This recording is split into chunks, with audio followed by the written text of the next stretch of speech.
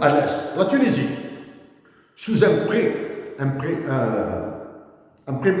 financier ordonné par Donald Trump. Je dis bien ordonné par Donald Trump parce que c'est un prêt fédéral. La Tunisie de l'actuel président tunisien, à qui j'ai dit ma satisfaction sur certaines de ses positions. Actuellement, il a complètement viré, il a fait passer la Tunisie au même statut, à une différence. Les militaires tunisiens sont plus discrets que les militaires algériens. L'Algérie et la Tunisie sont dans une anocratie. Anocratic regimes. Okay? Il a complètement, donc le président de la Tunisie, il est pris à être étranglé par les Américains. Avec le prêt américain, il a acheté de l'armement américain.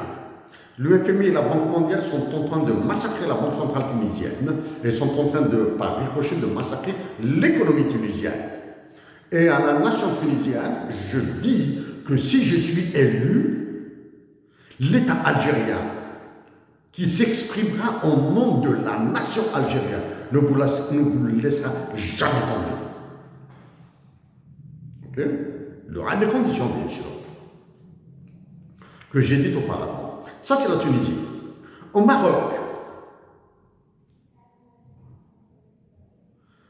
j'attends à ce que le ministre des Affaires étrangères du Maroc ou bien un conseiller officiel du roi s'exprime sur ce que j'ai dit, sur le problème. Le problème, c'est un problème très sérieux du Sahara occidental. Je me suis exprimé à plusieurs reprises. J'attends une réaction officielle de la diplomatie marocaine, du ministre, et de celui de l'ambassadeur du Maroc à l'ONU aussi. Il faut qu'on les mette, il faut mettre tous les problèmes et toutes les variables sur la table, toutes. Nous avons une autre république de réfugiés sahraouis à Tindouf, chez nous. Ils ont besoin d'une solution. Bref, je passe. Donc j'attends votre réaction et on verra.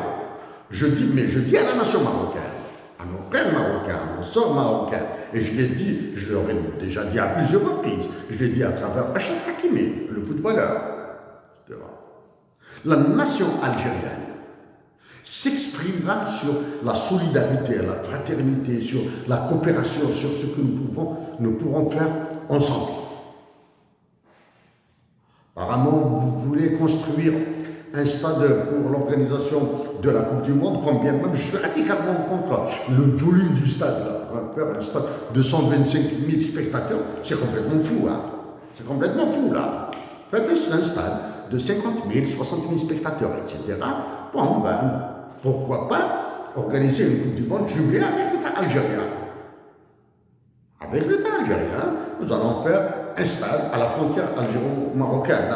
Comment ça s'appelle déjà? Bon, je dis pour le sourire, à Zujbra. Nous allons changer ce nom-là. Le nom de Zujbra, la frontière. Parce que Zujbra, à la frontière, un poste frontalier entre l'Algérie et le Maroc qui s'appelle Zujbra. Bon. Donc, vous aussi, le Maroc est pris par le FMI et la Banque mondiale. Plus d'autres scandales. La Libye, qui a causé le drame de la Libye, pour l'essentiel, c'est l'absence de démocratie, l'absence de droits de l'homme, l'absence de l'identité libyenne, qui en sont les causes profondes. Mais le déclencheur, c'est la France du roi Sarkozy, là, suivi par François Hollande, et l'actuel, Emmanuel Macron. Emmanuel Macron, c'est un tsar, c'est un empereur. Il est mégalomane, il est intelligent, il suffit de voir ce qu'il fait. Ok? Il ne lâche pas la Libye. Ok? Et la Libye est devenue un foutoir en termes de violation des droits de l'homme, en termes de traite humaine, mais surtout, que la Libye est en train de perdre toutes ses richesses naturelles, sans oublier. Comme je l'ai dit, comme je l'ai anticipé il y a longtemps.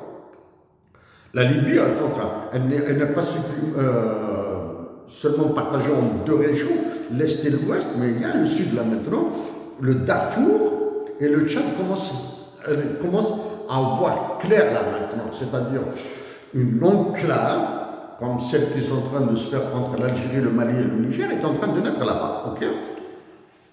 Ça c'est la Libye. Mais qui a bombardé la Libye? C'est l'OTAN, de NATO. L'OTAN sur ordre des Américains. L'OTAN ne peut rien faire sans l'ordre des Américains. Okay? Ça, c'est la Libye. Le Tchad. Tout ça, ça entoure l'Algérie. Le Tchad, après l'assassinat du précédent président Déby, c'est son fils qui a pris la relève. Ils se sont offert des grades. Il a moins de 35 ans, là. Il a 35, 36 ans. Ils sont offerts grade de général, etc. Et on croit. Le Tchad sera broyé. Il est en train d'être broyé déjà par les Libyens, par les Soudanais du Darfour, là. Hein. C'est devenu une plateforme, une rotonde de tous les massacres, le Tchad. Et en plus, le Tchad n'a quasiment aucune économie. Et c'est toujours l'économie est encore massacrée par les Français. Ça, c'est le Tchad. Le Niger. Donc, j'ai parlé du Niger. J'ajoute quelques détails. Au général Tiani, comme je l'ai dit, des militaires algériens, en plus de ne pas savoir comment réfléchir, vous êtes obligé de réagir rapidement.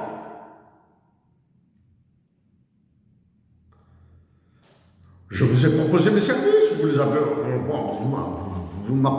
Vous ne m'avez. Sans réaction, je considère que c'est un rejet. Quand bien même, vous allez suivre ce que je dis, mais malheureusement, vous allez le suivre très mal. Parce que vous n'avez pas un schéma clair, vous n'avez pas de stratégie claire. C'est-à-dire, la stratégie, il faudra préparer une quinzaine de stratégies. C'est-à-dire, si une stratégie ne fonctionne pas, on peut balancer sur une autre stratégie et en souplesse. Balancer vers une autre stratégie en souplesse. Les Américains vous ont cédé d'un équipement militaire déclassé. Hein, avant vous, hein. Les Américains vous ont cédé du matériel américain déclassé. Ensuite, vous avez décidé de chasser l'armée américaine. Décision souveraine, vous direz? D'accord, décision souveraine. Mais les républicains américains jurent de vous faire la peau. Le Congrès américain va vous faire la peau. Il vous fera la peau, là. Hein. Vous le dites. Les républicains du Congrès, hein, pas le président. Les républicains du Congrès, c'est-à-dire les élus américains, vont vous faire la peau. Quelle est la solution que vous avez pour éviter d'être dépecé? Quelle est la solution? Accepter d'être dollarisé. Hop. Je commence à toucher à la monnaie. Hein. Si vous acceptez d'être dollarisé comme l'a été le Zimbabwe, là, vous allez sauver votre peau. Mais vous allez brûler les Nigériens. D'accord. Le Mali. Militaire Assimi Goïta,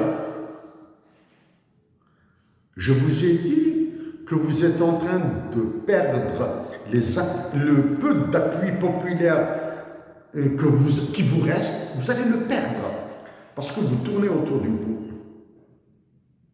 Vous n'avez pas, comme le militaire comme Tiani du Niger, vous avez bloqué sur la monnaie, le franc CFA, et vous êtes en train de vous battre contre des moulins à vent, et vous allez brûler, en plus des populations et de l'armée malienne, vous allez brûler avec vous les soldats algériens. Jamais.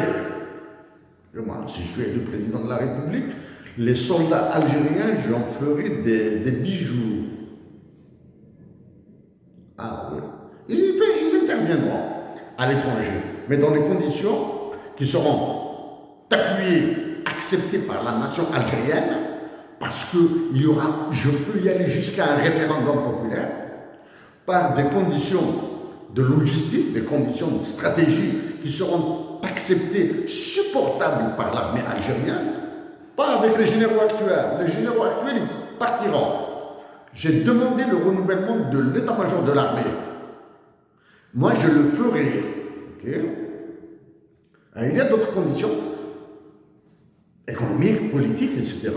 Mais nous ne laisserons jamais tomber les Nigériens et les Maliens. Okay. Le Burkina Faso, idem que le Mali et le Niger. Vous êtes entouré par de la rage du Bénin et du Nigeria. Maintenant, quelle est la catastrophe dans tout ça? La catastrophe dans tout ça. L'Algérie est dans une situation désastreuse. Hein? Mon pays, ma patrie, est dans une situation désastreuse. Okay? Mais quelle est la catastrophe, notre catastrophe ici? C'est le Sénégal. Le précédent président, Macky Sall, est devenu ambassadeur de qui, s'il vous plaît? De Emmanuel Macron. Du mégalomane, du roi Emmanuel Macron. Il suffit de regarder ce qu'il fait en France, Emmanuel Macron. Croyez-vous qu'il va vous donner du miel? Croyez-vous qu'il donnera du miel aux Algériens? Non. La grande catastrophe, c'est le Sénégal. Mes amis sénégalais ici à Montréal savent, j'ai échangé avec eux. C'est des universitaires. Ce sont des universitaires, hein, qu'il s'agisse de l'UQAM ou de l'UDM, etc. Ce sont des universitaires, j'ai échangé. Nous avons échangé dans un espace public et nous avons échangé dans un espace privé. Donc, l'actuel président qui est sorti de prison, rapidement, son campagne électorale, son quoi, c'était en quelque sorte, il a été adoubé. Il a été, pas parachuté, il a été catapulté président de la République. Il ignore actuellement, il a perdu le sens, il a perdu tout sens politique. Et à peine catapulté président de la République du Sénégal, il nomme la figure de Prou comme Premier ministre. Sonko, c'est ça? Je m'excuse si j'ai accroché votre nom, Sonko, c'est ça? Donc, Bachir Diomaye, président, nomme celui qui a tout fait pour le libérer de la prison comme Premier ministre. Maintenant, qui décide, c'est vraiment un exécutif bicéphale. Rien du moins. Peut-être que le futur nous apprendra ce qui se dit derrière. En lançant, du moins, en payant pour lancer le premier satellite sénégalais, ils ont découvert le choix, qu'ils ont réglé tous les problèmes du Sénégal et du fleuve Sénégal. Ils ont payé. Vous avez payé, monsieur. Le Sénégal, c'est comme l'Algérie. Nous n'avons aucun développement, aucune technologie, rien. Vous avez payé, vous utilisez la même information, le même style d'information que l'Algérie, l'État algérien. Le Sénégal a lancé son premier satellite. Non, le Sénégal a payé pour lancer son premier satellite. Ça, c'est la première. Deux, personne ne sait qui exploite les données du satellite et quelles sont toutes les données récoltées par le satellite payé par les Sénégalais seront partagées par qui? 1. Les États-Unis d'Amérique, Al-Wilayat al-Muttahida al-Américaine. 2. Le roi Emmanuel Macron. Okay. Ça, c'est pour le Sénégal. Vous avez perdu complètement le sens de la mesure politique dans la mesure où vous avez tous freiné sur le franc CFA. Donc, tout ce qui se passe en Algérie et tout ce qui se passe autour de l'Afrique, tout ce qui se passe autour de l'Algérie dans les autres pays voisins, y compris le Sénégal, c'est l'œuvre de manipulation, de pression et de chantage du roi Emmanuel Macron sur vous. Vous tous. Les frontières algéro-maliennes et algéro-nigériennes, toutes les frontières de la région, de l'Afrique du Nord, sont en train de brûler. Et aucun de vous, de la Tunisie au Maroc, en passant par l'Algérie, la Libye, tout, Mali, Tchad, aucun de vous n'ose demander une rencontre exceptionnelle quelque part dans le Hogar algérien, à Gao, à Tombouctou, là où vous voulez, pour essayer de vous coordonner. Au pays de la CFA et en particulier au Sénégal, vous êtes devenu, l'État sénégalais est devenu un monstre dans sa défense du franc CFA. Je le répète,